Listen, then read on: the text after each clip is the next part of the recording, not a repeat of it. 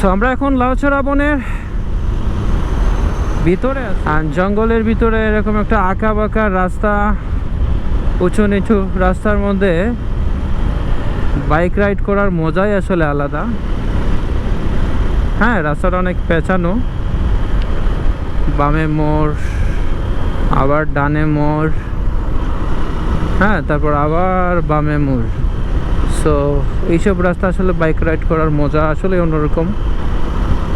হ্যাঁ, আমরা মোটামুটি এখন বনের ভিতরে আছি। আর এখানের কিন্তু ওয়েদারটা কুল সবসময় আসলে, সো একটু ঠান্ডা ঠান্ডা ফিল হবে। কি অসম্ভব সুন্দর বাঘগুলা। সামনে আমার মামুন, মাঝে মাঝে